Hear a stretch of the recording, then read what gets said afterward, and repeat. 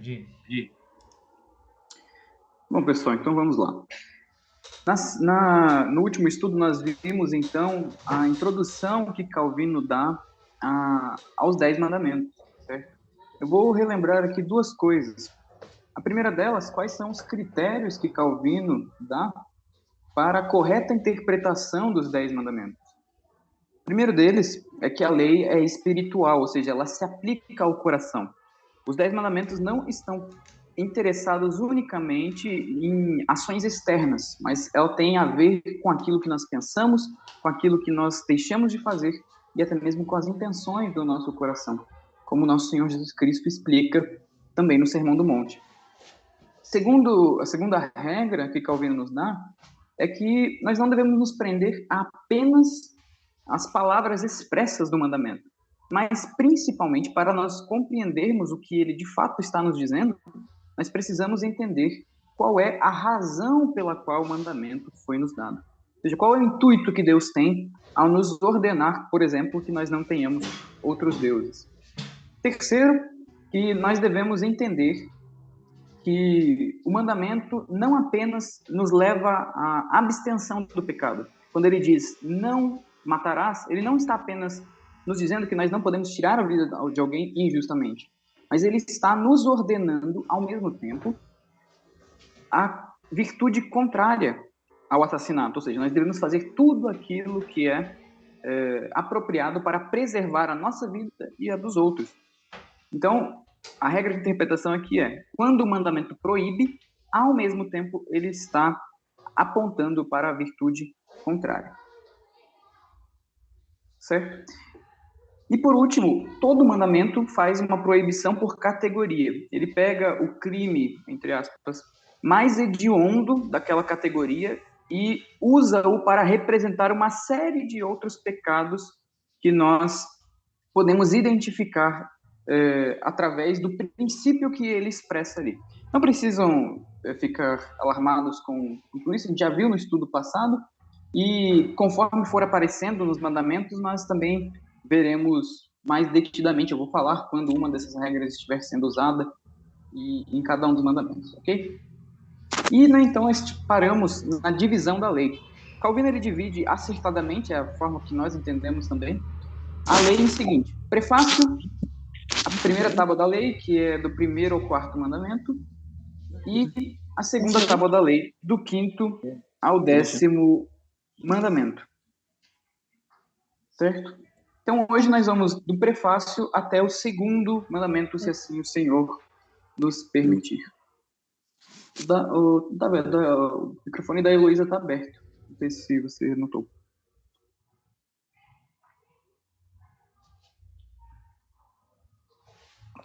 Vamos evitar o problema que a gente teve da última vez, né?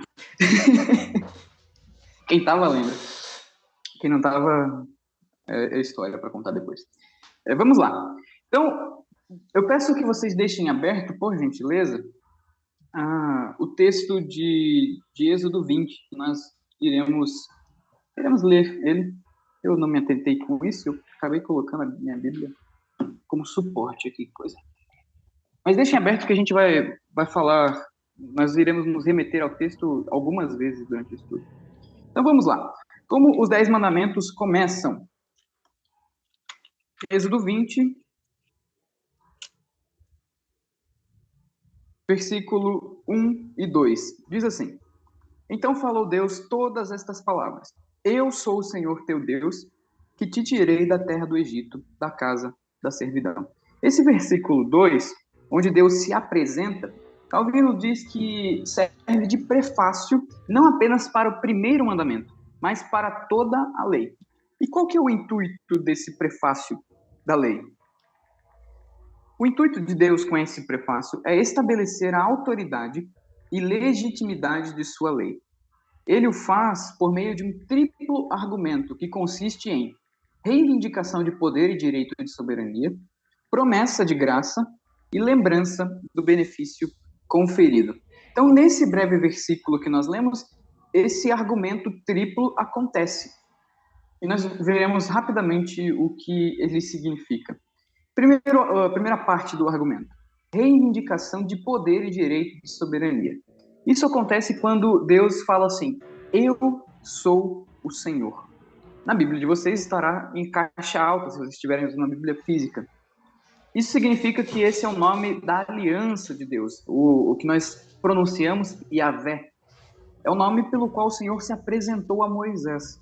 Com isso, ele estava lembrando o povo de Israel quem ele era, que ele era soberano sobre esse povo e que, por isso, ele tinha total direito de exigir deles o que ele exigiria a seguir. Então, esse termo aponta para a soberania de Deus sobre o seu povo, o povo da aliança, porque ele é o Deus que nunca foi criado, o eu sou, e que por isso tudo que existe, existe nele, inclusive o seu povo. Então ele tem direitos sobre esse povo. Então, a primeira parte do argumento de autoridade que Deus dá, como se ele dissesse assim: essa lei que eu estou passando para você, ela é autoritativa, ela deve ser lembrada, ela deve ser cumprida, porque, primeiro, eu sou o Senhor.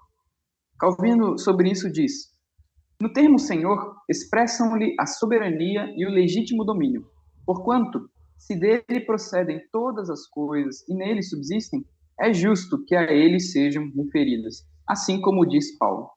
Desta forma, só por este nome somos suficientemente submetidos ao jugo da divina majestade, porquanto haveria de ser monstruoso querer evadir-nos a autoridade desse, a parte de quem não podemos existir.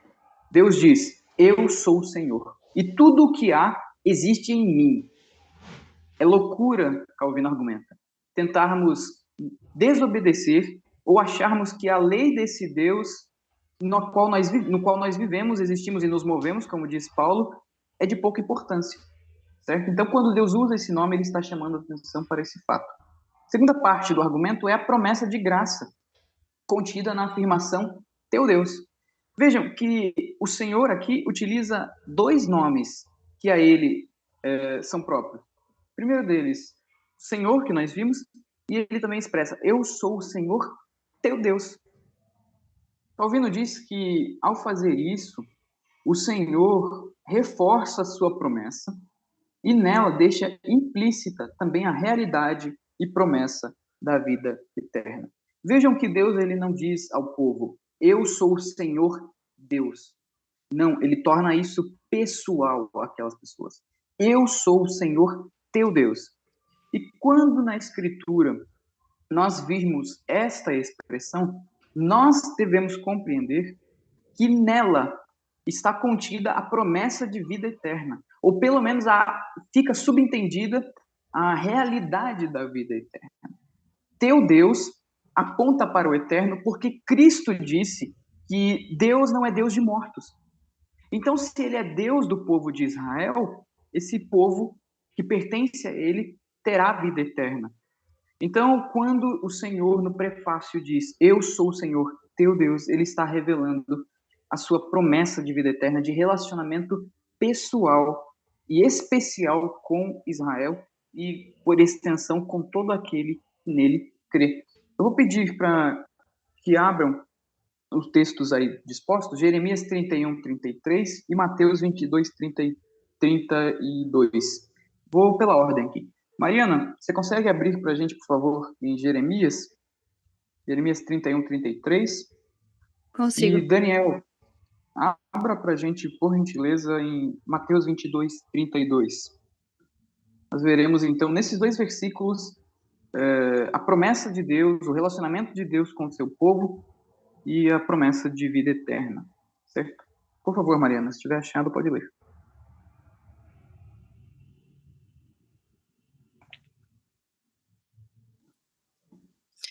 Porque esta é a aliança que firmarei com a casa de Israel. Depois daqueles dias, diz o Senhor, na mente lhes imprimirei as minhas leis, também no coração lhes inscreverei. Eu serei o seu Deus e eles serão o meu povo. Saibam que aí já está contida a promessa. Nós pertencemos a Deus, ao Deus no qual nós nos movemos, ao Deus que, na verdade, governa sobre todas as coisas, mas nós somos dele de forma especial. Ele não diz que ele será Deus de outras nações, Ele não disse que será Deus de outro povo que não os crentes. Ele disse que será o nosso Deus. E nisso está também contida a promessa de vida eterna. Daniel, por favor. Mateus 22:32, né? Isso.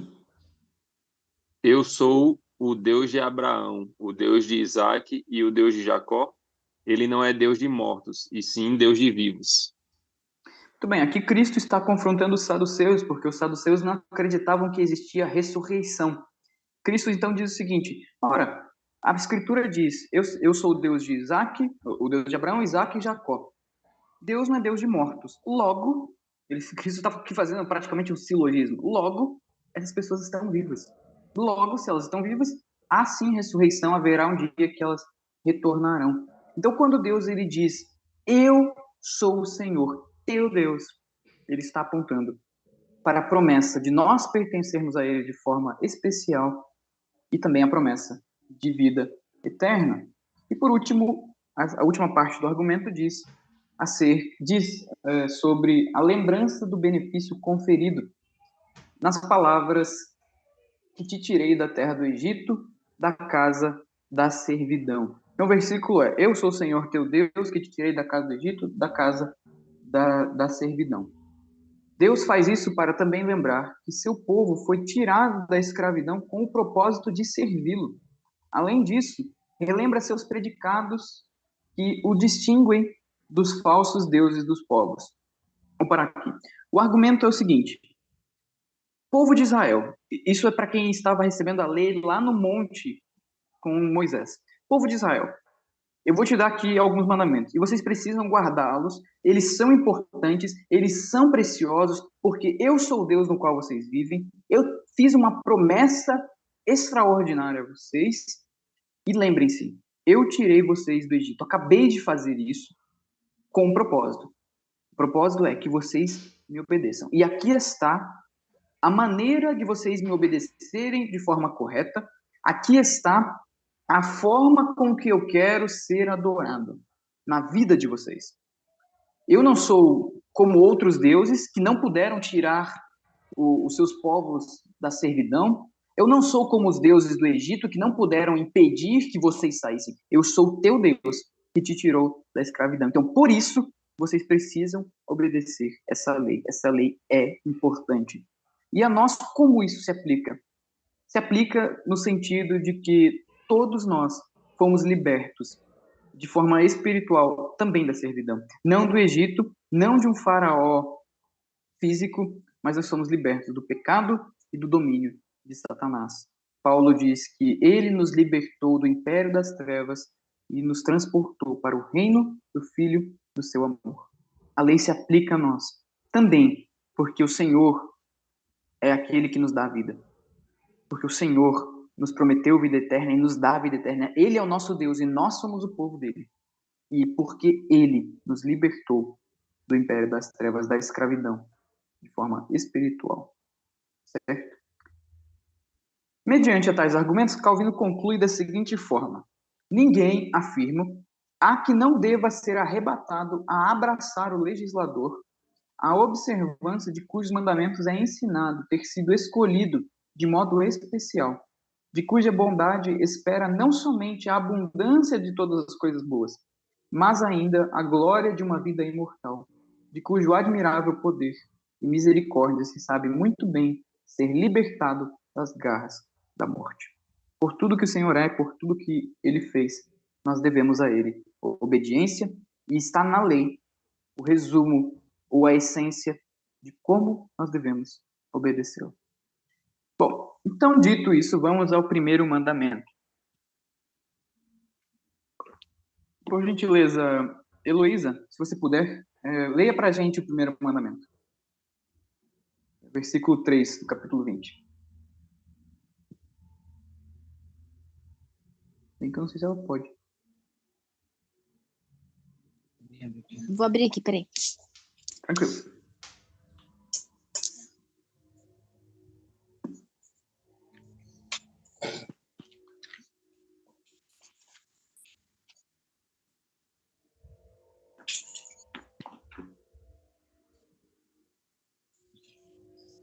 Não terás outros deuses diante de mim. Muito bem. Não terás outros deuses diante de mim. Primeiro, lembram-se do critério de correta interpretação. Calvino começa usando a finalidade do mandamento. Qual é o propósito de Deus ao nos dizer: não terás outros deuses além de mim? Calvino resume da seguinte forma: o fim deste mandamento é que Deus quer ser o único a ter a preeminência em seu povo e nele exercer seu direito de plena medida. Portanto, o fato de proibir que tenhamos deuses estranhos, com isso significa que não devemos transferir para outrem o que lhe é exclusivo. Neste mandamento, Deus exige exclusividade. Deus se mostra como um Deus zeloso, Deus se mostra como Deus único, e Deus diz que o primeiro preceito que nós devemos observar é tê-lo como único Deus, única autoridade final da nossa existência, do nosso coração. Nós não devemos dividir com o outro a sua glória. Nós não devemos dividir com outras coisas a sua glória. E vejam, o princípio maior, ele pega algo extremo para representar uma categoria de pecados, lembram-se? Então, aqui ele está dizendo literalmente sobre adorar outros deuses, porque o povo de Israel estava no meio de uma cultura pagã, na qual realmente eles adoravam outros deuses, eles se curvavam diante de divindades inventadas, e isso era a coisa mais escandalosa que poderia existir.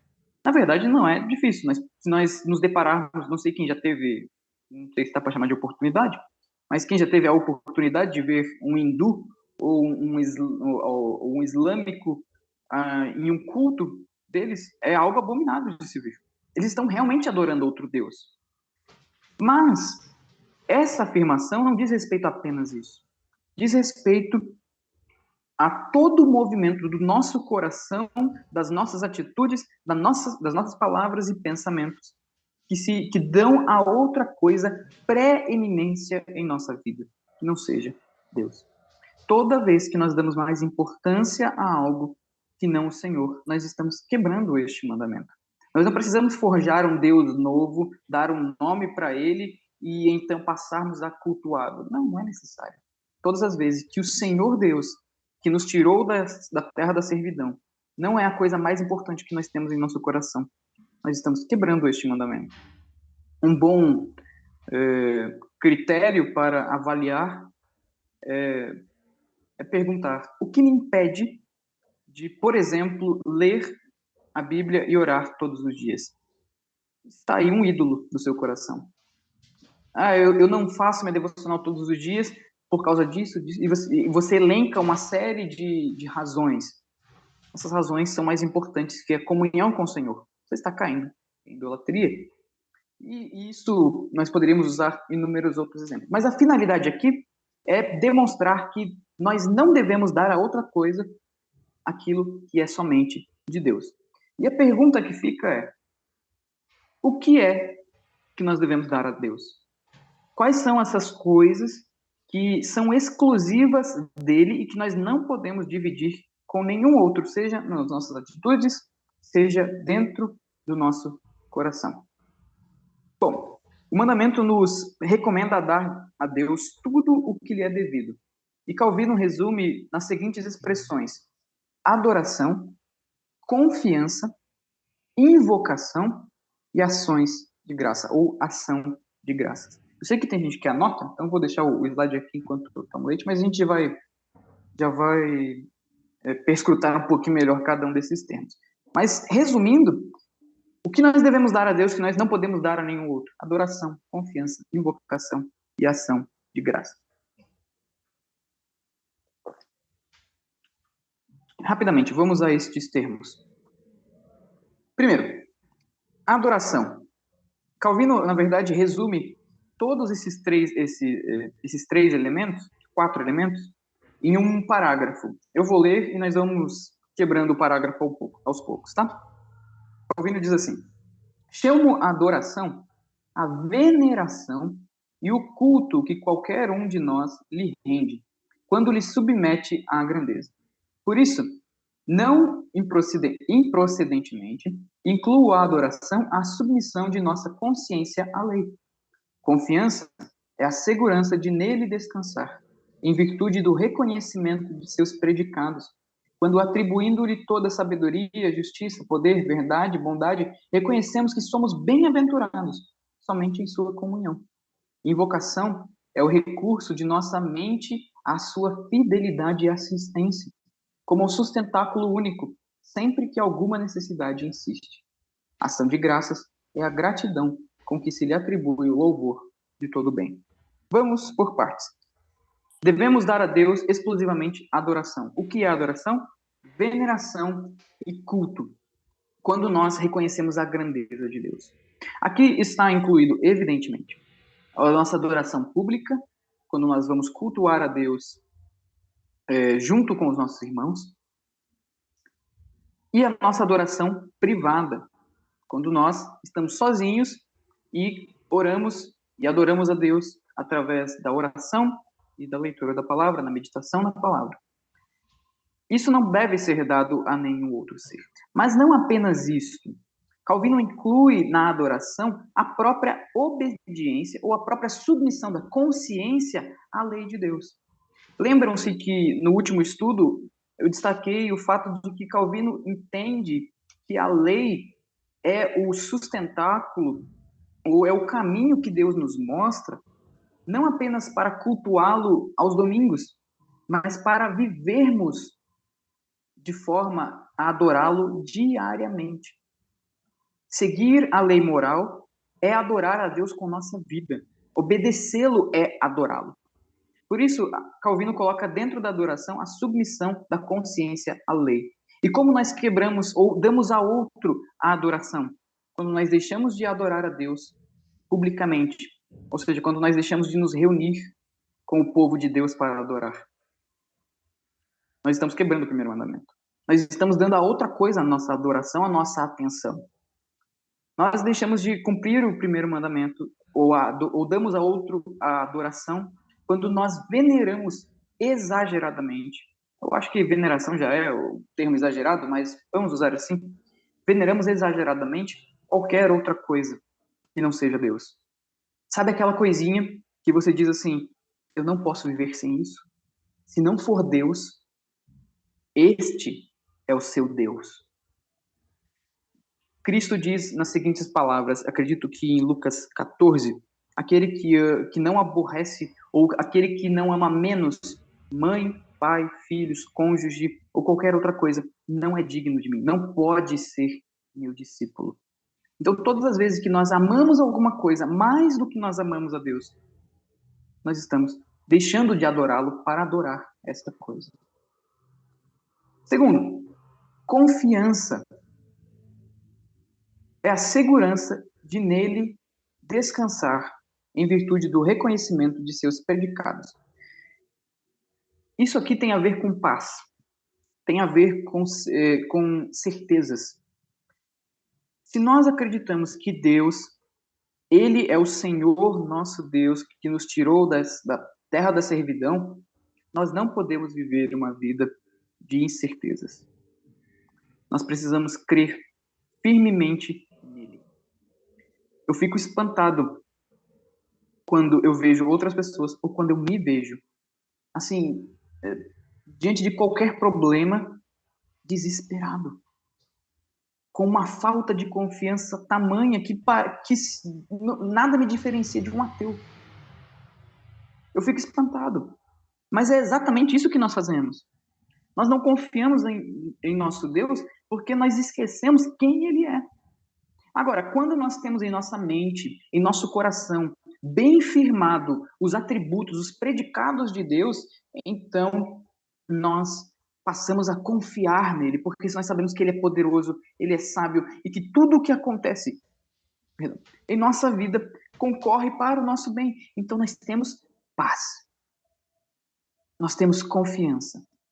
E aqui eu acredito que quebram também esse mandamento aqueles que acreditam que nós podemos perder a salvação, ou que vivem com medo de perder a sua salvação. Ora, se nós devemos confiar em Deus, não estar aflitos nas coisas desta vida, não estar aflitos se nós perdemos o emprego, não estar aflitos se nós ficarmos doentes, não estar aflitos se nós perdemos alguém, como nós poderemos então dizer que confiamos verdadeiramente em Deus se nós vivemos aflitos, não sabendo se nós somos salvos ou não? Ou pior, achando que amanhã nós poderemos não estar salvos e depois temos que recuperar a salvação, etc, etc, etc. Confiança em Deus. Deus requer certeza de salvação. E nós quebramos o primeiro mandamento quando nós não confiamos nele também nisso. Terceiro, Calvino diz invocação, que é o recurso de nossa mente à sua fidelidade e assistência. Aqui, para saber se nós quebramos isso ou não, nós devemos responder a seguinte pergunta: a quem nós recorremos em primeiro lugar? Não necessariamente não necessariamente será uma pessoa externa a nós. Você pode dizer, olha, eu fui criado sozinho, eu aprendi a viver sozinho, a não confiar em ninguém, eu sempre fiz todas as coisas sozinho. Então, quando eu tenho algum problema, eu não recorro a ninguém. Eu vou lá e resolvo. Você é o seu sustentáculo. Você é a sua confiança. Você é a quem você mesmo recorre. Você confia no seu próprio braço e você invoca as suas próprias forças para realizar tudo isso. Então, quando nós temos problemas gravíssimos, a quem nós recorremos? Nosso primeiro pensamento deve ser correr para Deus e não tentarmos, por nós mesmos, darmos solução às coisas. Nós não devemos estar confiados na nossa inteligência, nós não devemos estar confiados ao nosso conhecimento, nós não devemos estar confiados ao nosso dinheiro e nada disso. Pelo contrário, quando nós somos assolados por dores, por incertezas e por dificuldades, Deus deve ser o nosso alto refúgio. É a Ele que nós devemos recorrer. É a Ele que nós devemos invocar. Se, em primeiro lugar, você recorre a si mesmo ou a outras pessoas, você está quebrando o primeiro mandamento. E, por último, ação de graças, que é a gratidão com que Ele atribui o louvor de todo bem. Vejam, quando nós falamos em ação de graças e falar que de Deus vem todo bem, nós não estamos dizendo que você não deve, ou que você não pode, ou melhor, que você não deve agradecer as pessoas que te fazem bem. Não é isso que nós estamos dizendo. Nós temos na Escritura muitos casos de pessoas agradecendo. Olhem as cartas de Paulo, por exemplo. Vez ou outra ele agradece à igreja para a qual ele está escrevendo pelos donativos. Ele diz, obrigado, porque eu dou graças a Deus porque vocês reforçaram o auxílio a mim, vocês se lembraram de mim, obrigado. Não, nós não devemos desconsiderar os meios pelos quais Deus executa o bem em nossa vida. Esses meios muitas vezes serão pessoas próximas, conhecidas, ou até mesmo não, desconhecidos. Mas o que o mandamento aqui nos leva a refletir é que nós devemos entender, precisamos entender, que Deus é a fonte de todo o bem. Todo, absolutamente todo. E se alguma coisa que nós julgamos ser boa, aprazível, ser um bem, não provém de Deus, isso não é um bem. Pode parecer um bem, mas não é um bem. Então, quando nós... Vamos usar um exemplo corriqueiro. Não precisamos fazer coisas extraordinárias. Quando nós tomamos um copo de água fresca num dia quente, como foi o de hoje, nós devemos reconhecer que isso vem de Deus. Quando nós nos alimentamos para matar a nossa fome, nós devemos reconhecer que isso vem de Deus. É por isso que nós oramos no almoço ou na janta. Quando nós recebemos um presente de alguma pessoa, agradeça à pessoa. A Bíblia diz, honra a quem honra, mas reconheça que esse presente primeiramente vem de Deus. E se nós não pensarmos assim, nós seremos gratos a nós mesmos, nós seremos gratos às outras pessoas, mas nós deixaremos de dar graças a Deus e nós incorreremos em ingratidão. Pessoas ingratas, pessoas que acham que tudo na vida delas é perda, desgraça, também quebram o primeiro mandamento, porque não dão a Deus a ação de graças que a Ele é devida. Então, nós não podemos dar a outras pessoas, ou a outros seres, ou a nós mesmos, adoração, confiança, invocação e ação de graças em última instância. Somente Deus merece isso. Somente a Ele a glória eternamente. E todas as vezes que nós damos estas coisas a outros seres que não Deus, nós temos outro Deus diante de nós. Todo mundo tem um Deus. O nosso coração é idólatra. Até mesmo um ateu que não acredita em nenhuma divindade, ele tem inúmeros deuses. Talvez seja o maior dos idólatras, porque ele se acha tão superior a todas as coisas que ele pensa ser superior até mesmo ao próprio Deus, porque ele pensa que não existe. Ele é o próprio Deus do seu coração. Certo? Bom, o mandamento encerra dizendo o seguinte: não terás outros deuses diante de mim, ou diante da minha face. Com isso, Deus mostra o alcance e também a espiritualidade do mandamento, ao afirmar que tudo em nós está diante de seus olhos. Quando nós vimos a intenção, entendemos que Deus quer nos levar a Ele, a direcionarmos a Ele tudo o que há de mais excelente: adoração, confiança, invocação e ação de graças. Esse é o intuito do mandamento. E qual é a aplicação espiritual? Porque o mandamento é espiritual. É nos mostrar que dentro do nosso coração nós devemos nutrir todas essas virtudes. Não diz respeito apenas a cultuar a Deus externamente ou fazer outros deuses para nós, mas é dentro do nosso coração o grande problema. O mandamento está combatendo a grande idolatria que nós nutrimos aqui dentro.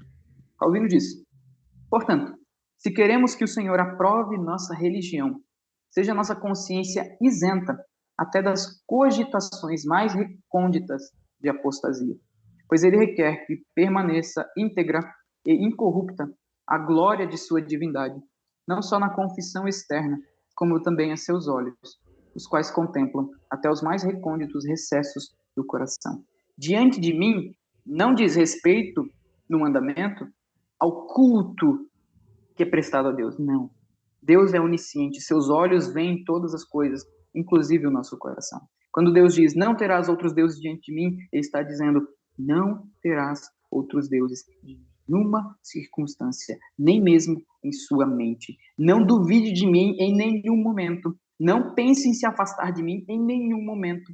Não direcione o seu coração a um amor às outras coisas superior ao que você tem por mim em nenhum momento. E, acima de tudo, me ame. Me ame sobre todas as coisas. Diante de mim, não diz respeito, mais uma vez, a lugares apenas. Diz respeito à nossa consciência. Uma consciência atormentada, que não sabe se Deus o ama ou não. Não compreendeu esse mandamento ainda. Tem outros deuses diante do coração. Talvez o seu Deus, o meu Deus, seja o próprio ego, seja a inteligência, seja qualquer outra coisa. Mas Deus exige tudo de nós. Ele deve ser o único Deus que reina em nosso coração. Nesse trecho, Calvino, ele inclusive ele usa uma expressão muito pesada. Ele diz que quando o mandamento diz diante de mim ou diante da minha face, Deus vê todas as coisas. É como se ele estivesse fazendo a seguinte comparação: uma esposa trai o marido, mas ela não faz isso às escuras, escondida dele. Não. Ela vai diante dele com o amante e trai o marido na frente dele. Essa é a ideia. É isso que eu e você fazemos todas as vezes que nós damos a outra coisa qualquer mais importância do que damos a Deus. Nós estamos traindo o nosso Deus, o marido da igreja, na frente dele, na face dele, o que é completamente desonroso e terrível. Meus irmãos, algum comentário sobre o segundo mandamento? Alguma pergunta até aqui?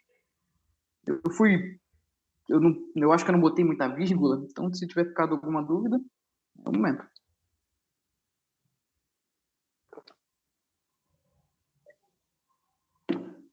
Bom, dado o silêncio, acho que isso não, né? Vale o comentário, então, meus irmãos, que nós não conseguimos cumprir este mandamento completamente. Eu acho que essa deve ser a nossa conclusão em todos os 10 mandamentos.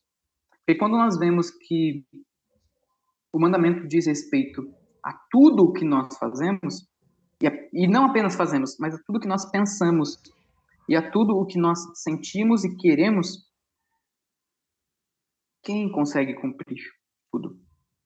É impossível. Você tem noção, meu irmão, que toda vez e você pensa algo do tipo, poxa vida, será mesmo que eu sou salvo? Você está quebrando esse mandamento? Ou quando você se agarra ardentemente a alguma coisa, de tal maneira que você dá muita importância para isso, você está quebrando esse mandamento? Será que nós paramos para pensar nisso? Será que existe alguma coisa em nosso coração e nós dizemos assim, eu não posso viver sem isso. Se isso me for tirado, acabou minha vida. Talvez seja um filho, talvez seja um emprego, talvez seja o dinheiro, não importa. Mas nós estamos quebrando o mandamento. Então a pergunta é, quem consegue cumprir isso perfeitamente? Ninguém consegue. Mas a lei foi nos dada justamente para isso, para nos mostrar onde nós falhamos e para nos apontar o caminho para Cristo. Cristo nunca amou nenhuma outra coisa mais do que ele amou a Deus. Ele nunca teve um ídolo. Nada o impediu de estar perto de Deus. Ele nunca considerou nada mais importante do que cultuar o Deus. Mas nós consideramos. O que te afasta do Senhor? O que te impede de estar perto do Senhor? Esse é o seu ídolo. Mate-o antes que ele mate você. Essa é a mensagem do primeiro mandamento.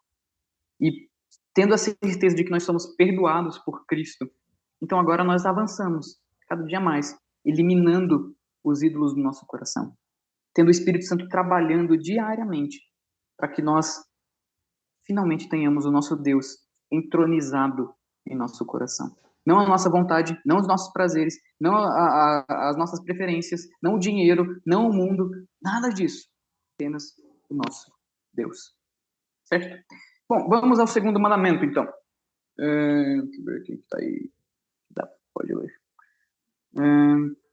Josi, você pode ler para a gente, por gentileza? Se você puder. Êxodo 20,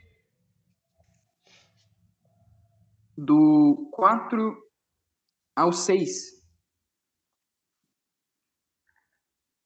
Só um minutinho. Boa noite, eu cheguei um pouco atrasada. Imagina. Êxodo 20, do 4 ao 6.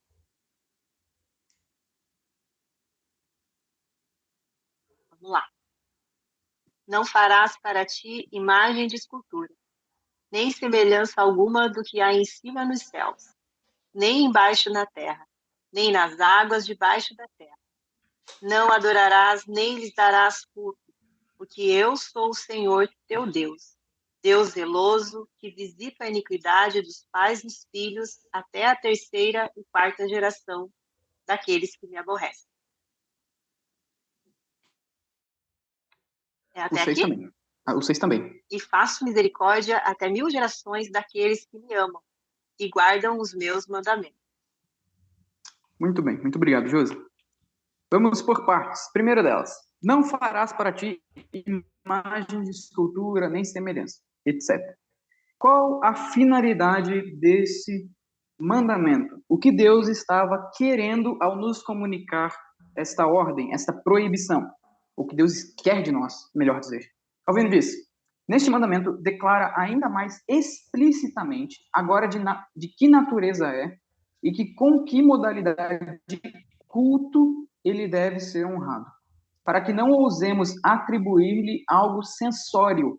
Portanto, a finalidade deste mandamento é que Deus não quer que seu legítimo culto seja profanado mediante ritos supersticiosos. Bom, qual que é o intuito do mandamento? O segundo mandamento, então, fala sobre culto, fala sobre, propriamente dito, a adoração intencional. Vejam, é evidente que o povo de Israel estava em um meio pagão. E no meio pagão, todos os deuses, é muito raro você achar alguma civilização na qual os deuses não eram representados fisicamente.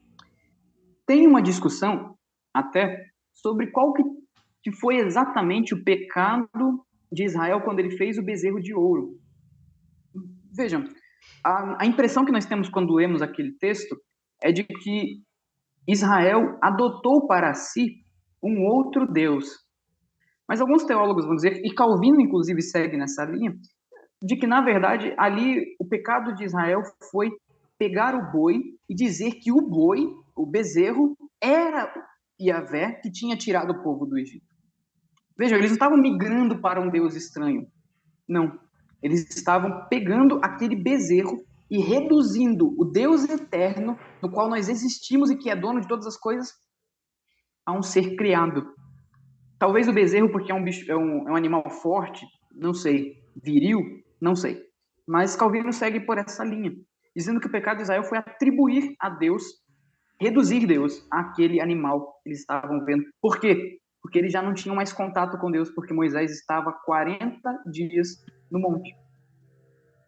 Mas independente do real significado ali, que vale a pena um estudo mais aprofundado, o segundo mandamento está mostrando a Israel que eles não deveriam moldar Deus às suas próprias, eu ia dizer paixões, mas não é bem paixões, mas à sua própria finitude. Eu acho que essa é a melhor expressão. Eles não deveriam adequar o Deus eterno àquilo que eles são. E como é que o povo de Israel poderia fazer isso? Inventando para si maneiras de cultuar a Deus de acordo com a sua própria imaginação. Deus aqui está proibindo a superstição e toda a profanação do seu culto. E como Israel profanaria o seu culto? Simplesmente cultuando a Deus da maneira que Deus não ordenou, ou contrária a que ele ordenou. E uma das formas de fazer isso é atribuir a Deus forma física. É por isso que o mandamento diz que não se deve fazer imagens de escultura, daquilo que está acima nos céus. Ou se você pegar, por exemplo, o tabernáculo e o templo depois, você verá que existem querubins. Mas pode fazer imagem ou não pode fazer imagem?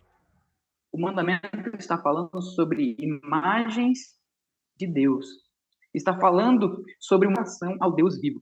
Qual era essa forma grotesca? Atribuir a Deus uma forma de coisas criadas. Com isso... Opa! Travou para todo mundo, pessoal? Alguém me dá um sinal aí? Deu uma travada, A mensagem da Heloísa falou, travou? Travou. Deu uma travada, não deu para ouvir muito direito, mas voltou ao normal. Você conseguiria repetir a última parte, por favor? É que realmente não deu para entender muito bem. Tá certo. Vocês estão conseguindo me ouvir direito agora? Sim. Agora sim. Ok. Bom, quando Israel é proibido, então, de fazer imagens de escultura, não está se referindo de uma forma absoluta. Havia a produção de imagens, até mesmo de animais, no meio de Israel. Mas aqui refere-se ao produzir imagens de escultura para representar Deus no culto. Em última instância, o que esse mandamento está proibindo é dar a Deus um culto indevido. E como os povos antigos faziam isso? Eles pegavam a figura de um animal ou mesclavam com outras coisas, independente do que seja, ou até mesmo uma figura humana, e diziam, esse aqui é o Deus de vocês, adorem-no. Por isso Deus pega esse exemplo para representar toda uma série de quebras do seu mandamento. Com isso, ele está instruindo o seu povo do seguinte princípio: eu quero que vocês me adorem da maneira com a qual eu ordenei que vocês adorem. De nenhuma outra forma, de nenhuma outra maneira. Por isso, Calvino diz que nós não podemos atribuir a Deus forma, e muito menos adorá-lo por meio disso. Aqui, meus irmãos, a nossa confissão de fé e os nossos símbolos de fé, o breve catecismo, o catecismo maior, são certeiros ao dizerem que nós não podemos, de forma alguma, fazer representações físicas de nenhuma das pessoas da Trindade. Seja o Pai, seja o Filho, seja o Espírito Santo. Nada. Não se pode fazer. Porque Deus não tem forma, porque não foi nos revelado qual era a aparência de Cristo, e porque o Espírito Santo, evidentemente, é Espírito. Então, nós não podemos representá-lo. Calvino argumenta no livro 1, que nós já passamos, dizendo que toda vez que nós atribuímos forma a Deus, nós estamos corrompendo a sua glória. Alguns argumentam da seguinte forma, principalmente acerca de Cristo. Ora, mas Cristo era homem, ele tinha uma forma. Sim, ele tinha uma forma. Mas nós não devemos nos esquecer de duas coisas. Primeira delas, as formas, a Bíblia não nos fala qual era a aparência de Cristo. Vejam, existiam pintores na época. Os evangelistas podiam ter descrito a aparência de Cristo. Alguém poderia ter feito um retrato. Alguém poderia ter feito uma estátua. Ninguém fez nada. A Escritura não nos deixou imagem de Cristo. Segundo, não existe dicotomia entre natureza humana e natureza divina de Cristo. Cristo era totalmente Deus e totalmente homem. O corpo de Cristo era tanto divino quanto humano. Como nós entendemos isso? Não conseguimos compreender exatamente ou exaustivamente essa união, mas é fato que Deus encarnado era totalmente Deus. Não era uma alma divina e um corpo humano. Não. Quem estava diante daquelas pessoas era o Deus encarnado, inclusive o seu corpo. Ele até hoje tem esse corpo. Mas não podemos representá-lo da forma como que nós bem entendermos. E vejam que todas as representações que as pessoas fazem de Cristo sempre levam um viés. Olhem as pinturas medievais, por exemplo, acerca de Cristo.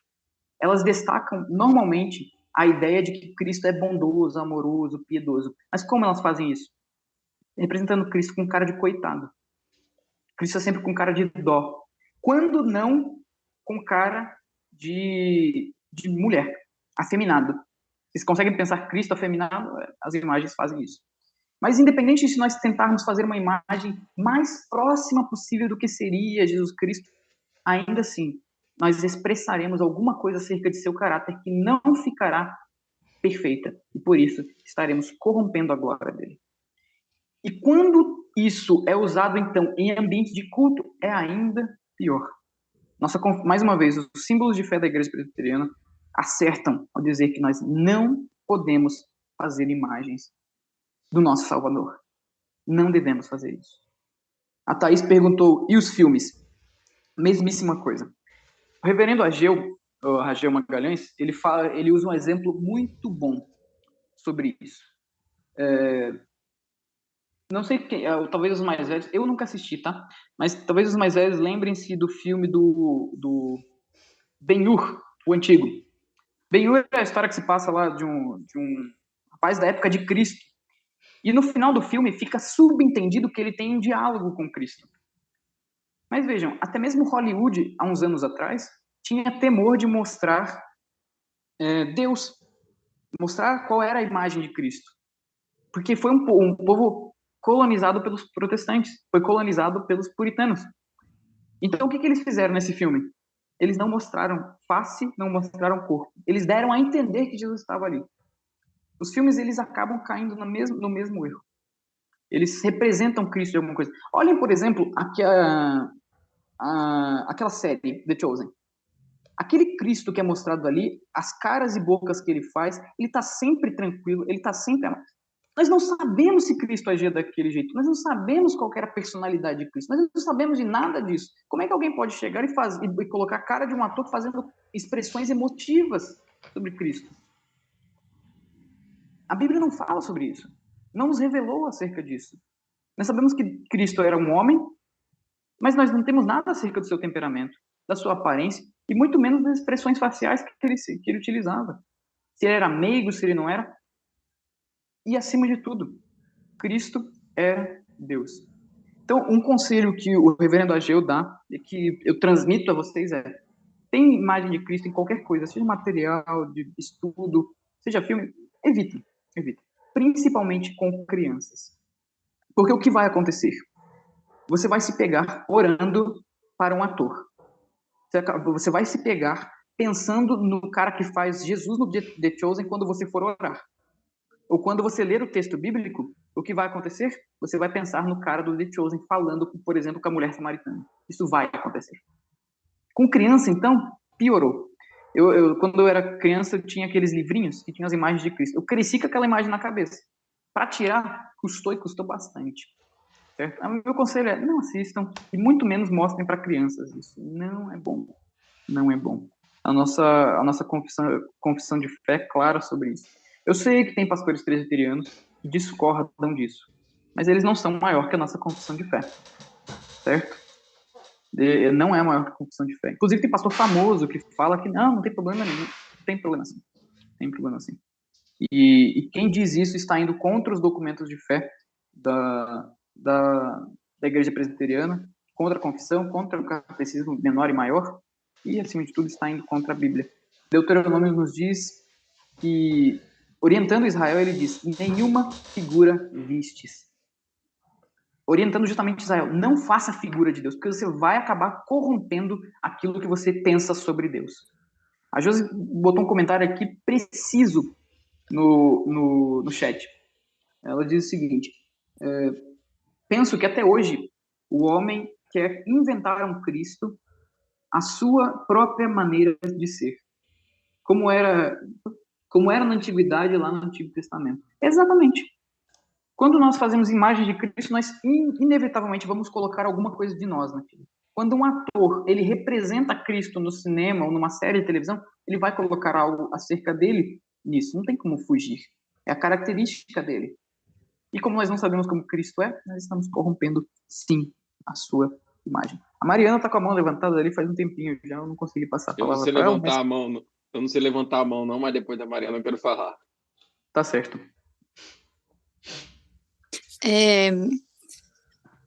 Bom, na verdade, fazendo uma confissão aqui para vocês, esse é um tema um tanto quanto complicado para mim.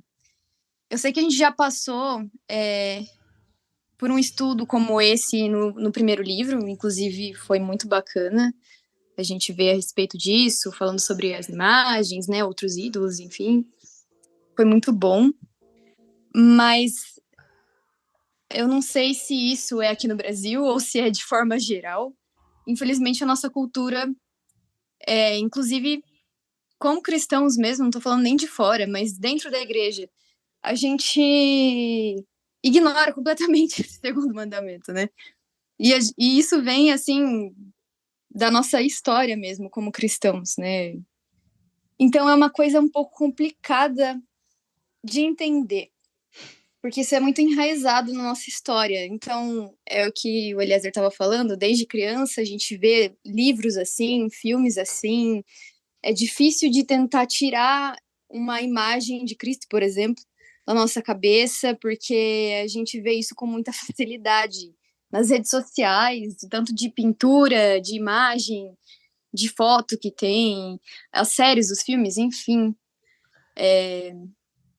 Seja qual for a intenção das pessoas em representar Deus, né? E a gente até já falou um pouco sobre isso, mas é sempre muito complicado esse tema. Mas eu queria tirar uma dúvida em relação a isso. Ok, nós não podemos representar a Deus, isso é um pecado, e nós precisamos lutar contra isso, mesmo sendo uma coisa complicada culturalmente falando.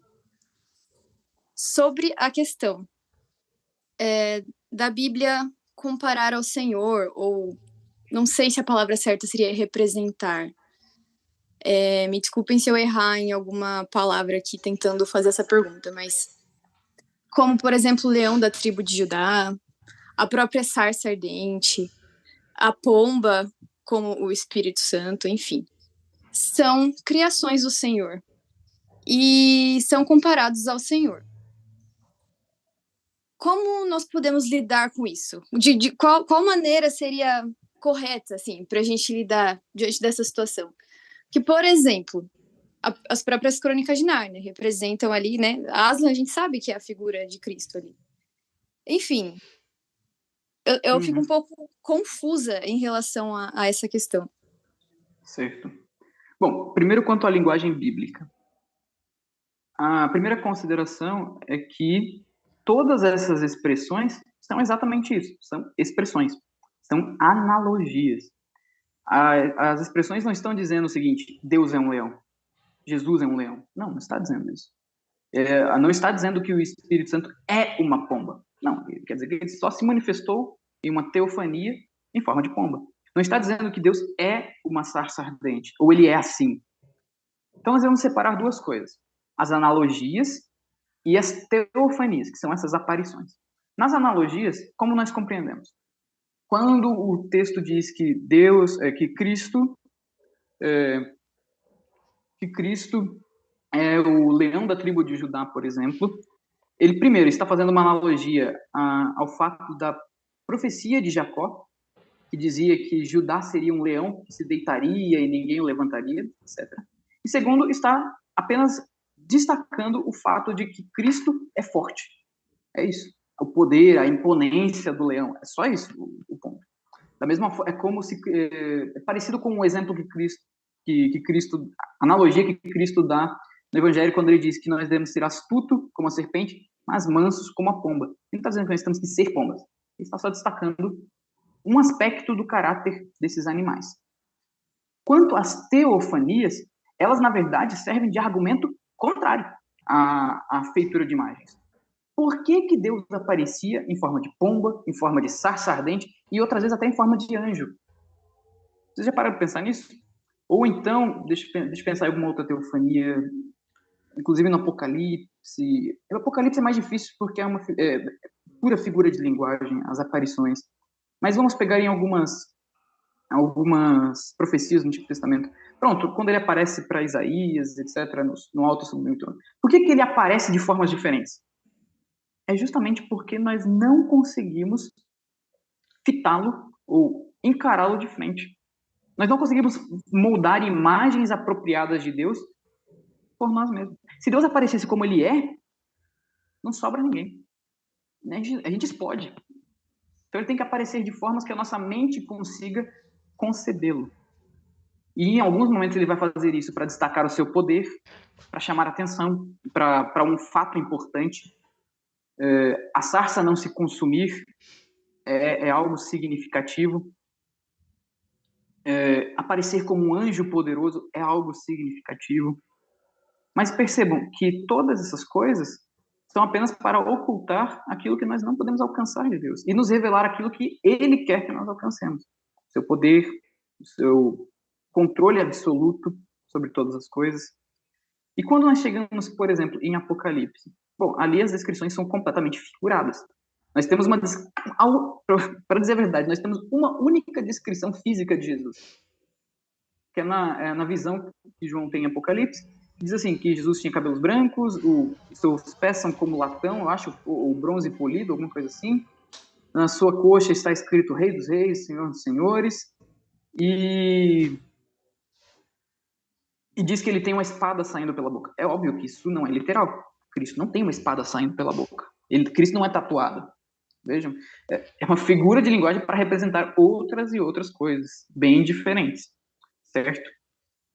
Então, a Escritura não nos dá nenhuma representação física de Deus. Nenhuma.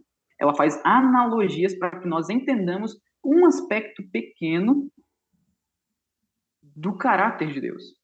Aí nós temos a pergunta da Thaís sobre presépio. O conselho não bota o bebezinho lá, não. Cristo não era nem branco, provavelmente. Aí bota um bebezinho lá, europeu, bonitinho. Não façam isso. Não representem nenhuma das pessoas da Trindade. A tendência é que nós caiamos em erro. A tendência é essa. E assim, isso era senso comum, tá? É senso comum, e foi senso comum em Israel. Ninguém nunca tentou representar Deus fisicamente. Ninguém nunca tentou fazer isso. Era absurdo. Os que tentaram, a gente tem. Se o caso do bezerro foi uma representação física, nós vimos o resultado, né? Moisés desceu, derreteu e mandou o povo beber. Ninguém fazia isso. Na era cristã, ninguém fazia isso nos primeiros séculos. Começou a ser feito como uma desculpa para ensinar o povo. Eles diziam assim, as pinturas são os livros dos leigos. Então o povo não sabe ler, dá imagens para eles para que eles aprendam, ao invés da gente ensinar. A Igreja Católica começou com isso. E depois foi piorando a situação, porque foi adentrando no meio da igreja o paganismo mesmo. E os pagãos sempre fizeram imagem de seus deuses, sempre. E aí começou a imagem de Cristo para cá, a imagem de Cristo para lá, a imagem do Espírito Santo para cá, a imagem do Espírito Santo para lá. E aí começou santo a entrar para todo lado. Mas a tendência é que sempre, a realidade é que sempre no meio cristão as imagens foram proibidas. Inclusive tem um concílio da igreja que proibia a feitura de imagens de qualquer pessoa da Trindade e do uso delas para culto. Concílio de Éfeso, eu não vou lembrar de onde é. Calvino ele cita no livro 1, mas depois eu posso até mandar. Mas lá atrás eles proibiram, depois voltaram atrás, a Igreja Católica reformulou isso aí e hoje usa. Então, não façam isso. A gente começou a fazer isso de novo com o fortalecimento da Igreja Católica. Você explicar um negócio desse para um presbiteriano há 50 anos atrás era até redundante. Ninguém fazia imagem de Jesus. Ninguém. Ninguém fazia imagem de Deus. Ninguém fazia imagem do Espírito Santo. Hoje a gente faz. E acaba que nós incorremos em erro por causa disso. Então não faça. Responder a pergunta, Mariana? Sim, eu consegui entender um pouco melhor. Eu ainda estou processando na cabeça e muito provavelmente ainda continuarei pensando um pouco sobre isso. Provavelmente farei mais perguntas futuramente, mas deu para entender melhor. Seria correto dizer que seria provavelmente como as parábolas que Jesus contava acerca do reino, para que as pessoas pudessem entender melhor como é o reino, com as parábolas, e da mesma forma essas expressões de como são os atributos do Senhor? Exatamente. Vejam, Calvino ele diz que a escritura ela é dada ao ser humano como um balbuciar de Deus. Balbuciar é a ideia, sabe quando nós pegamos a Cecília, por exemplo, e ficamos falando palavras pela metade com ela, e falando do jeito infantil para nos comunicarmos com ela? Porque se nós falarmos normalmente, ou na velocidade na qual nós estamos acostumados, ela não vai entender. Calvino diz que a escritura é assim. Nós somos como bebezinhos, Deus não pode falar da mesma forma, então ele reduz a linguagem para se adequar ao nosso entendimento. Então, por exemplo, quando a escritura fala que Deus tem mão, as mãos do Senhor controlam a terra. Deus não tem mão. A terra é o estrado, as nuvens são o pó dos seus pés. Deus não tem pé, como é que a nuvem pode ser o pó? Mas ele não está querendo dizer que Deus tem forma. Ele está querendo dizer apenas que Deus controla as coisas, que Deus é grandioso, que seus pés fazem maravilhas. É essa a ideia. Ele está se adequando à nossa linguagem. Okay? Não significa que o conhecimento que ele está dando a nós seja incerto ou não verdadeiro. Não, o conhecimento é certo. O conhecimento é exato. Mas as figuras que se usam para isso são diversas e visam a este fim, de nos fazer entender um pouco mais sobre Deus. Vai lá, Daniel. Ô, Eliezer, pegando um pouco do gancho aí do que a Mariana perguntou, óbvio que é impossível da gente não trazer imagens de Deus, de Cristo, do Espírito Santo. Como ela falou, a gente está rodeado disso constantemente. Então, óbvio, cabe a nós discernir sobre isso e pedir perdão a Deus se em algum momento a gente tiver orando, louvando, cultuando e nos vier essas imagens na cabeça, porque é algo que não tem como a gente, infelizmente, controlar, né? Vetar 100% da nossa mente. Mas, pegando o gancho dessa segunda parte da pergunta dela, talvez a questão dos filmes, dos seriados, eles não podem, trazendo para a nossa atualidade, serem como as parábolas, uma forma de trazer a pessoa ao conhecimento básico do evangelho, e a gente, como cristão, que já tem um pouco mais de conhecimento, se a gente se detém a assistir, mesmo com um olhar crítico, sabendo da palavra, para que a gente possa, em algum momento, sentar com aquele não cristão que assistiu aquele seriado, que assistiu aquele filme, a gente tenha uma porta de entrada ali, uma abertura para falar realmente do verdadeiro evangelho, entendeu? Eu vejo dessa forma. Pegar um filme, um seriado, a gente sabe que tem muita distorção ali, muito Hollywood ali envolvido, muita...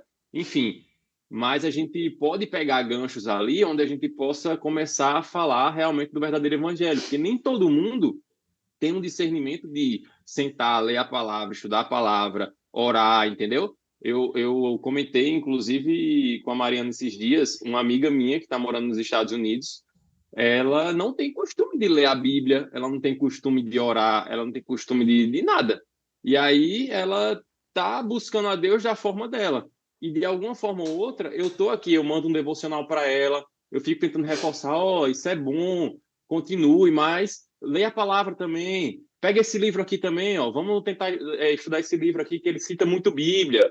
Por quê? Porque eu sei que aquilo que ela está consumindo não é algo que vai realmente alimentar ela do evangelho verdadeiro, mas é uma porta de entrada para que ela consiga realmente entender sobre o evangelho, entendeu? Eu vejo dessa forma, assim, as pessoas pegam essas coisas da atualidade, de filmes e tudo mais, e meio que pode ser uma abertura para a gente, entendeu?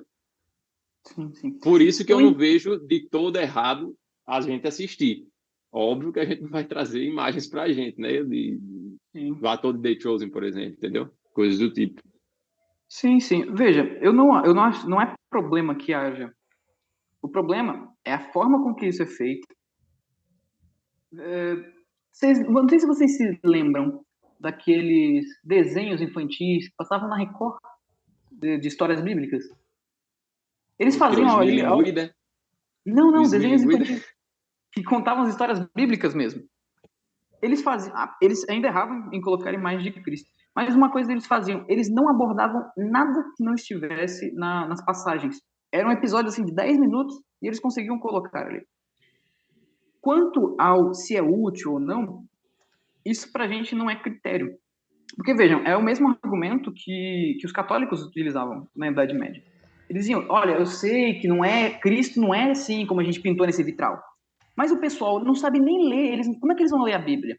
Então, o que você faz? Você vai lá, mostra para eles o vitral. Eles vão entender pela metade ou vão entender acrescentando um monte de coisa, mas vai ter uma abertura. Aí, quando eles já estiverem familiarizados com o vitral, a gente ensina o certo. Mas nunca foi assim na história da igreja. E quando nós entendemos, então, que o Senhor ele chama os seus eleitos de forma soberana, nós não precisamos recorrer a recursos errados. Quer fazer uma série acerca de uma história bíblica? Faça, mas somente com o que está na Bíblia e sem extrapolar os limites, sem mostrar a imagem de Cristo, sem mostrar a imagem de Deus, sem botar fala que não estava lá. Eu vi, por exemplo, não sei se isso é verídico, mas nessa série The Chosen, iam colocar Mateus como autista. Ou que dava a se entender em alguns episódios. E aí eu vi alguns outros diálogos na série, em trechos assim, né, que aparecem no Facebook. E eu falei, da onde esse pessoal tirou isso, né? Que Cristo ensinava esse tipo de coisa. Não faz nenhum sentido. Quer fazer algo? Faça, mas com o que está na Bíblia. E sem quebrar o mandamento por isso. Meus irmãos, eu vou encerrar falando o seguinte. Levando ao ponto principal aqui. Será que eu poderia só fazer mais uma pergunta? Pode, Mariana, pode ir. Aproveitando. Eu tô de férias. Desculpa, gente, ficar alongando a conversa, mas eu realmente queria aproveitar o tema aí, porque, como eu comentei, é um assunto complicado para mim. Mas, nesse caso, pensando na igreja da Idade Média, que eles faziam esses vitrais, essas artes, esculturas, pinturas, enfim, nas catedrais, por conta das pessoas que não podiam ler, que não sabiam ler, enfim.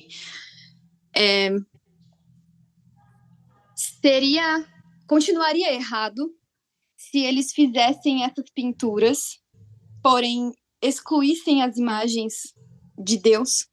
Tipo assim, se eles não representassem o Senhor, mas representassem as histórias bíblicas, sem a pessoa de Deus. Ah, não, claro que não. Claro sem a imagem, né? No caso, sem imagem e semelhança, assim, sem mostrar uma imagem, né? Não, certamente não é errado, não. Assim, tendo pinturas, esculturas, esculturas, nem sei se caberia, né, na verdade. Qual a finalidade de ter uma escultura na igreja? Tipo, Não tem nenhum propósito para isso. Mas, assim, no caso deles, que queriam passar as histórias bíblicas para as pessoas, para que elas pudessem ter esse entendimento, que na realidade eu também não acho muito certo. Eu, pessoalmente falando, tenho até um caso mais próximo, por exemplo, a minha avó, que ela é extremamente fã das novelas aí, e ela sempre assiste, e às vezes eu tenho a oportunidade de sentar com ela para conversar, e a gente fica umas 2, 3 horas conversando sobre a Bíblia, e é muito engraçado, porque dá para perceber perfeitamente o efeito que isso traz para uma pessoa que não tem tanto entendimento da palavra como nós estamos tendo a oportunidade de ter, por exemplo. Porque eu sento com ela para explicar muita coisa e ela faz perguntas e ela faz comentários e é sempre muito bom esses momentos. Eu amo esses momentos com ela. Mas eu vejo perfeitamente o efeito que essas novelas traz nas conversas que a gente tem. Porque às vezes a gente está falando de alguma passagem bíblica e aí ela fala, porque aconteceu tal coisa. Eu falo, não, vó, pera, onde você viu isso? Ah, não, porque na novela tava lá, só que eu não sei se é isso mesmo, né? Porque a novela traz um enredo. Exatamente, esse é o problema. A gente precisa ler a Bíblia. Você não pode simplesmente se basear na novela, porque a novela tá trazendo ali uma história por trás, enfim, né? Que eles vão criando para ter mais conteúdo, entre aspas, ali naquela novela. Que é uma novela, né? Então, eu acho que, inclusive, é interessante isso que você comentou, dos desenhos bíblicos mesmo. Porque eu me lembro de alguns quando eu era criança e eles realmente eram muito fiéis, assim. Se não tinha alguma informação que a Bíblia não passava, eles não passavam também. Eles faziam os desenhos bem curtos, mas eles mostravam exatamente aquilo que a Bíblia falava. Eles não se preocupavam em inventar alguma história para ter conteúdo para o desenho. Eles se preocupavam em passar aquilo que a Bíblia falava. Isso é muito interessante. Mas então, no caso das igrejas que tinham essas pinturas e essas histórias nos vitrais, seria errado eles permanecerem somente com as histórias, mas ocultarem as imagens e representações de Deus? Não, certamente não. Da mesma forma que não é errado, por exemplo, nós fazermos, não no culto, pelo amor de Deus, mas, por exemplo, fazermos teatros acerca de histórias bíblicas. Vou contar um caso interessante, que o reverendo Renato, lá da igreja de Mairim, que ele contou. Eles fizeram a cantata de Páscoa no ano passado, ou foi nesse ano, não lembro. Depois que acabou o culto, ou num dia separado, não me recordo. Só que o que acontece com o cantata de Páscoa? Meu cenário e tal, e aí tem um momento que se pronunciam as palavras de Jesus na cruz. Pelo menos nessa cantata tinha. Mas como que você vai fazer isso sem botar uma pessoa lá na frente representando? Ele achou um jeito muito interessante. Ele botou uma pessoa lá no fundo, apenas com o microfone, a cruz vazia, sem imagem de Jesus, e simplesmente leu os versículos com as palavras de Cristo na cruz. Não há problemas em fazer representações, não há problemas em fazer filmes, desde que sejam fiéis, desde que não acrescentem nada e nem tirem, e desde que não façam representações da Trindade. Simples. Só que o problema maior nos vitrais não era nem a questão de estarem representando uma história, mas é porque era uma desculpa mesmo. O povo usava como assim, esse povo que não vai entender se eu falar, então tá aqui as imagens. Aí Calvino, nas Institutas, no livro 1, ele fala o seguinte, ninguém é tão burro, ele fala obtuso, tá? Mas ele quis dizer burro. Pra gente é isso. Ninguém é tão obtuso, ninguém é tão ignorante, ninguém é tão burro que não possa entender a mensagem bíblica bem explicada. O problema não está com o ouvinte, está com você que não sabe comunicá-la. É esse o ponto. Calvino é muito firme quanto a isso. As imagens não são o livro dos indoutos. O livro dos indoutos é a Bíblia. Se eles não conseguem ler, então prega você, explica você, leia para eles. Hoje em dia, então, nossa, Bíblia em áudio, tem no YouTube a Bíblia toda para você escutar, não tem desculpa. Não tem desculpa. Mas fazer representações de histórias bíblicas não tem problema nenhum, desde que elas não desvirtuem. Meus irmãos, eu vou avançar aqui para a conclusão do mandamento. Vejam que esse ponto acerca das imagens é um dentro de um escopo maior. Qual é a grande ideia aqui? É de que nós não podemos profanar o culto a Deus. Nós não podemos profanar. Nós não podemos reduzi-lo.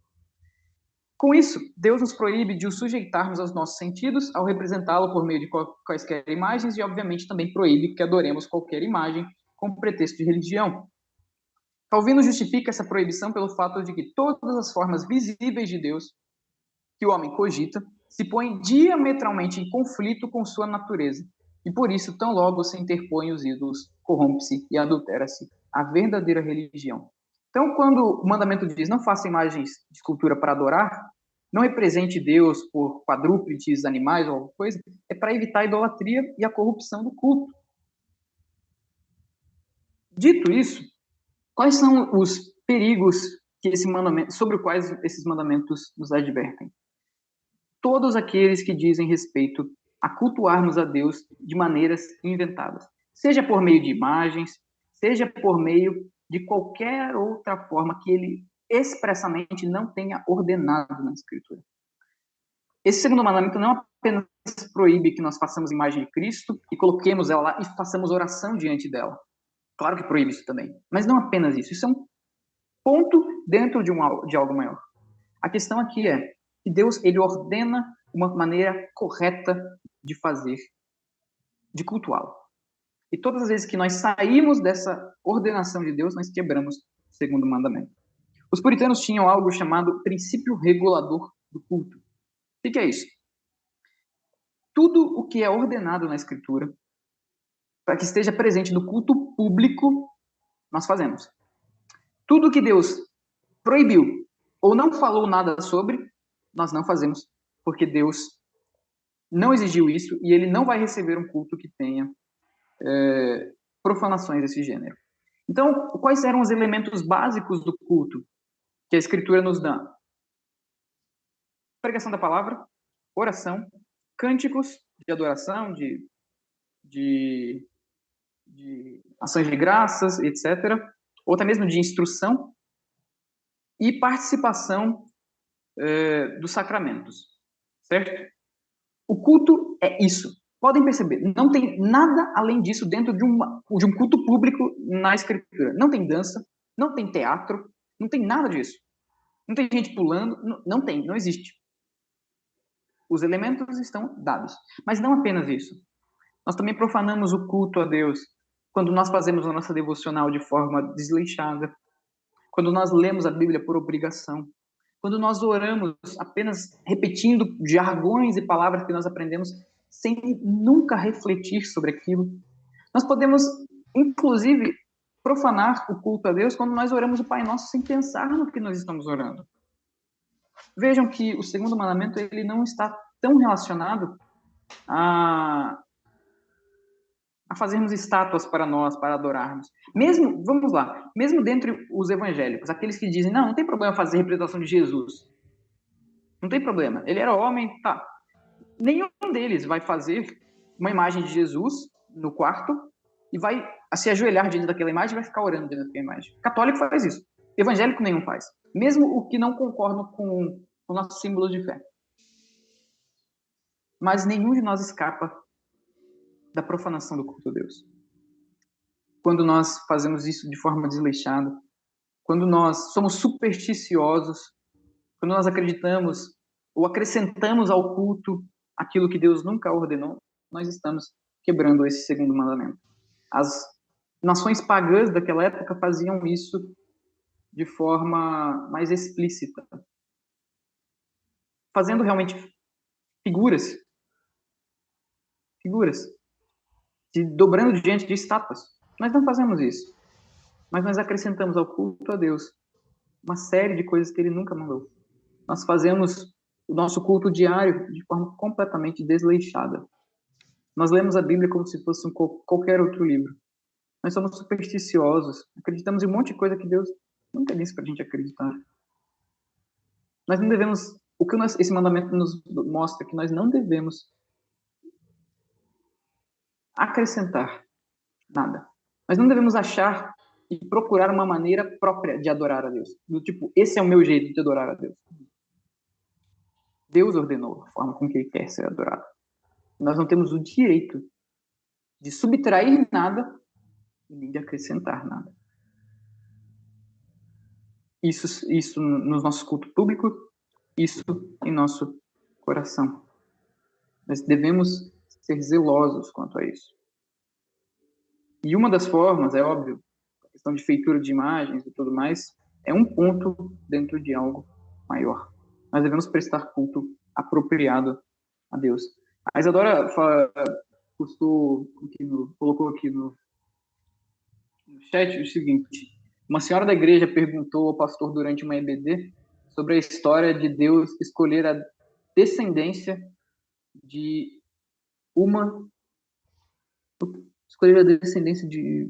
qual a razão de Deus nossa, eu tô perdido aqui, peraí. Vamos lá. Uma senhora da igreja perguntou ao pastor durante uma EBD sobre a história de Lia e Raquel.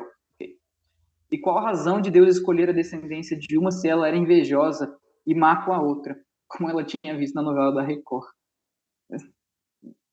São alguns erros que são bem possíveis incorrermos. Daniel disse o seguinte: acho que o maior erro de nós presbiterianos que estudamos mais a palavra é fazer para nós deuses, que na verdade são pregadores. Ponto de defendermos até quando o pregador erra em algum momento da vida. É verdade. Nós também profanamos o culto ao fazer isso, tá? Ao ouvirmos e a irmos a lugares onde a palavra não está sendo pregada. O terceiro mandamento fala mais propriamente sobre isso. A Josi diz o seguinte: eu li uma frase de Calvino que o coração do homem é uma fábrica de ídolos, e é exatamente isso. O grande problema aqui é nós forjarmos para nós um Deus que não é Deus, e nós passamos a cultuar ele. Quantas pessoas vocês conhecem que dizem, eu não acredito em Jesus? São poucas. Eu conheço muitas que dizem, eu acredito em Jesus. Mas quando você pergunta para que Jesus é esse que ela acredita, você percebe que é uma imagem que ela forjou no coração dela. É um outro Deus, é um outro Jesus. E ela quebra. Muitas vezes ela não tem nenhuma imagem de Jesus na cabeça, mas ela quebrou o primeiro e o segundo mandamento. Ela criou um outro Deus para si e adora, ou diz que adora, reverencia esse outro Deus. Certo? Eu não vou conseguir encerrar o segundo mandamento, mas eu acredito que a finalidade e o sentido ficou claro. O restante do mandamento, que são os versículos 5 e 6, nós deixaremos para uma próxima. Alguém tem algum comentário que gostaria de fazer? Alguma pergunta? São 9 e 10, rapaz. Bem que a gente começou bem mais tarde hoje, né? Não tem não, Mariano? Nenhum outro comentário? A Thaís está perguntando se ficou gravado. Ficou sim. Acho que por hoje é só mesmo. Obrigada. O Luiz Felipe gravou tudo. Eu gostaria de comentar algo bem rápido. Pode falar, Jesus.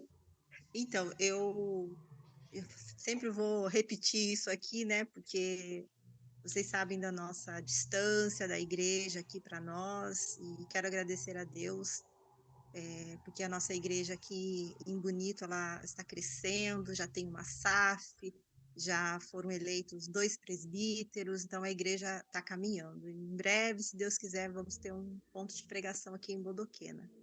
E peço aos irmãos que continuem orando por isso. Então, eu recorro à internet, né? Quando eu não posso ir para a igreja.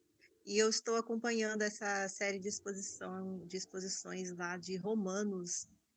São vídeos mais antigos do Augusto Nicodemos. E na quinta aula, né? Que para mim é uma aula, né? Que ele dá também.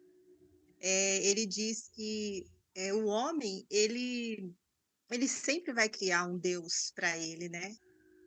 Porque o homem, ele sente necessidade de adorar algo, de adorar alguma coisa. Então, lá no fundo, ele sabe que existe um Deus maior, grande, que fez e criou todas as coisas. Mas que ele precisa ver, né? Ele tem necessidade de ver, de cultuar algo que ele possa ver, que ele possa palpar, né? Apalpar, que ele possa sentir, ver mesmo. Então, achei muito interessante isso que ele falou, porque é bem isso mesmo, né? A gente vê assim o tanto de religião que tem pelo mundo afora, tantas formas de adoração. Esses dias mesmo eu fiquei assim abismada que uma amiga postou, né, no WhatsApp, nesse stories do WhatsApp, que elas estavam adorando o sagrado feminino. Aí a imagem que tem assim uma roda é um útero. E elas estavam ali, várias mulheres ali num círculo, acho que era até lá no Ibirapuera, em São Paulo. Ela postou lá, e aí ela colocou: hoje nos reunimos em torno do sagrado feminino. E aí a imagem era um útero, gente. Então Rapaz, eu fico assim, né? Meu Deus, é a necessidade que eles têm de ver algo, né? Eles precisam ver. E nós, que nós estamos aprendendo aqui, é que a gente não precisa ver Deus, né? A gente tem que sentir o Senhor.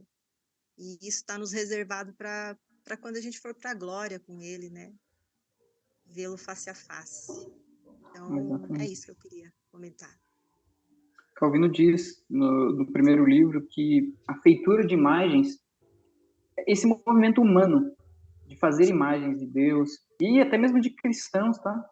De fazer imagem de Cristo, essas coisas, Ai, é o meu Deus. desejo, é o desejo de tocar em Deus. É o desejo de reduzi-lo aos nossos sentidos e termos a sensação de que ele está perto de nós. Mas quem tem fé não precisa disso. Quem tem fé não precisa de nada disso. Certo? Que nós devemos, então... Gente, desculpa aí se foi algum áudio, desculpa. Imagina. Então, o que nós devemos ter desses dois mandamentos é privar-nos dos ídolos, adorarmos somente a Deus, darmos a Ele o que é devido, somente a Ele, e jamais profanarmos o seu culto, acrescentando coisas que Ele não fez ou subtraindo dele coisas que Ele nos prescreveu. Certo? Não podemos achar que temos liberdade de adorar a Deus como nós bem entendermos. Nós não temos. Isso é libertador. Nossa mente é um labirinto de erros, como diz Calvino. Nossa mente não chega até Deus, ele precisa vir até nós. E ele já revelou tudo o que ele queria que nós fizéssemos. Mas não precisamos de mais coisas. Nós não